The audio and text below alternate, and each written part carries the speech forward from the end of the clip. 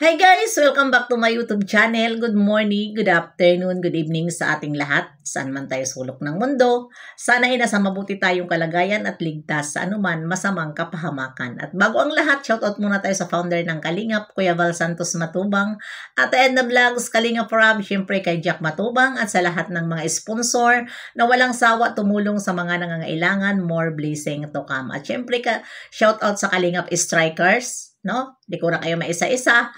At syempre, sa aking mga kaibigan, Tita Thankful, mega love shoutout, si Spexy Lixie, Tita Lydia, Hyatt's Mix Vlog, Cell TVPS, Melba Born, at iba pa.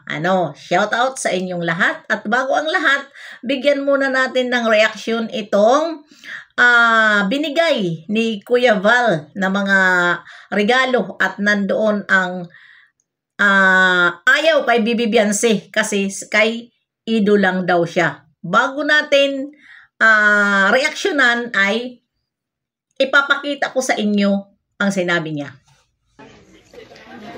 Ating Kalingap, Rajel. Oh, yan ha. Ate Rajel ka din? Ano ka? Ha? Ido ka? Talagang idong-ido ka? Ayan, narinig niyo ang sinabi ni ate?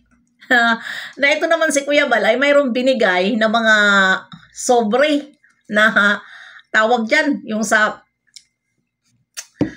Chinese na mga sobre binigay at tinanong niya, ito si ate ay talaga naman ang sagot niya, narinig nyo naman, Ido daw lang siya. Ayaw niya siguro kay Bibi Bianse. Ate! Ano naman ngayon ang nakikita mo dyan sa dalawa? At bakit Ido ka lang? Yan ang sinasabi ko Mahalin naman natin ang minamahal ng mga partner. At sa ngayon, ang title ko dyan ay ano ang masasabi nyo, mga basher?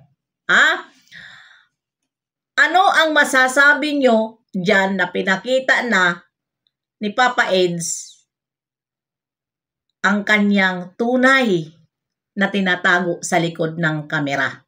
At tayo lang kasi ang maingay. Dahil alam nyo naman, si Papa Eds, kapag ang babaeng minamahal ay iniingatan yan. Hindi yan basta-basta lang na ipapabas niya sa mga tao at alam naman niya na syempre si Bibi Bianse ay maraming basher. Ngayon, dahil pinakita niya, di ba, ang lahat na nasa secret niya. Natatawa talaga ako dito talaga sa tawag nito. Natatawa ako dito kay Bibi Bianse at kay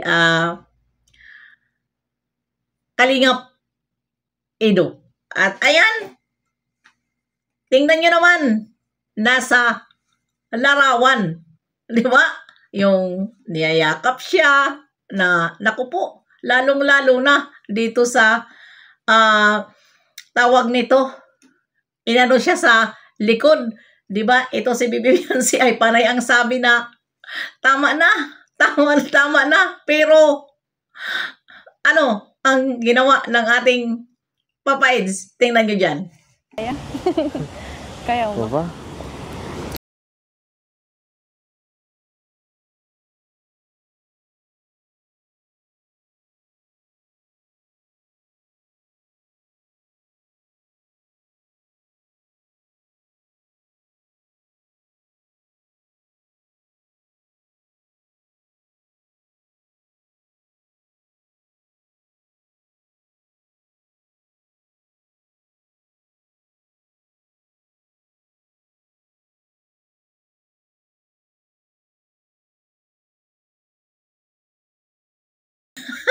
Di ba natatawa nyo? Natatawa kayo?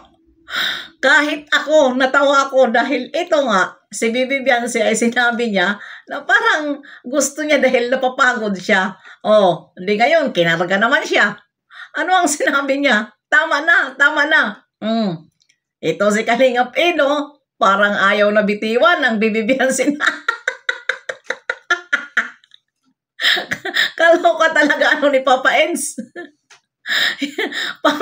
parang ayaw na bitiwan ng ating bibibiyansin ni Papa Eds. Gusto na talaga ni Papa Eds na na talaga duro-diretso na ang pagbaba niya doon kay bibibiyansi sa bama. Ano ngayon ang nasabi niyo mga basher? Diba? Na ang sabi niyo, hindi love ni Papa Eds ang ating bibibiyansi. Ngayon, nakita niyo na dahil pinakita na sa atin.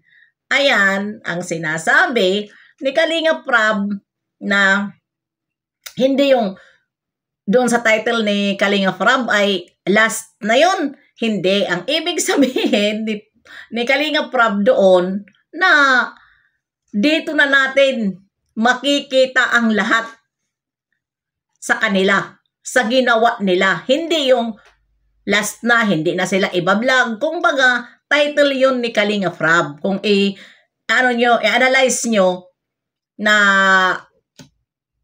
dyan na magtatapos, hindi po yun. Dyan na natin lahat makikita ang lahat na hindi natin nakita sa kanila. Na lagi natin hinihusgahan, na si Papa Eds ay hindi man lang yumayakap, pinapabayaan lang, lang ang lagi yumayakap,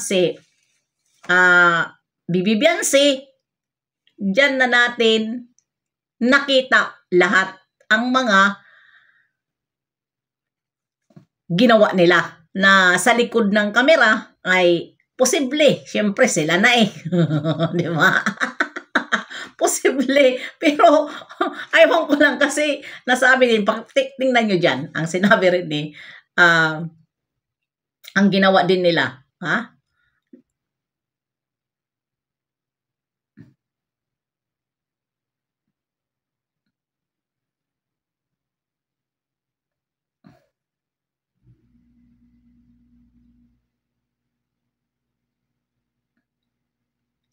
Ayan, 'di ba ang higpit ng yakap ng Papa Eds natin, pero si bibibiyansi, tingnan niyo ang kamay, nakaganon, hindi man lang siya gumanon nakaganon. At may sinabi pa siya, 'di ba? Narinig niyo ang sinabi ni bibibiyansi? Ano kaya? Pero hindi ko diyan hindi ko sinama sa record. Ang nasabi ni bibibiyansi na, ano kaya ito pag makita ni Mama sa ginagawa natin? Pero ang sagot ni Papa Eds, ay Diyos ko Lord, ang sagot ni Papa Eds, hayaan mo si Mama, buto naman yun sa akin. Di ba? Grabe sa nagsasabi dyan na ganyan si bibibiyansi, may nabasa ko andyan yung reaksyonan ko yan na malandi si bibibiyansi. Diyan pa lang sa mga ginagawa nila at ayan, di ba nasabi ni bibibiyansi na ano kaya ang reaksyon ng mama niya na nakikita ngayon na siyempre niyayakap siya ni Papa Eds. Di ba? Yan ba ang sinasabihan nyo? Di ba may takot si bibibiyansi sa mga magulang niya? Di ba? Tapos kung makapaghusga kayo dito sa bata, akala nyo naman ay nakakaalam talaga kayo. Samantala, yung bata na yan, si bibibiyansi, walang pagbabago. Kung ano ang nakita natin noon, hanggang ngayon ganun siya. Walang pagbabago. Itong bata na ito ay napakabait. Super. Super.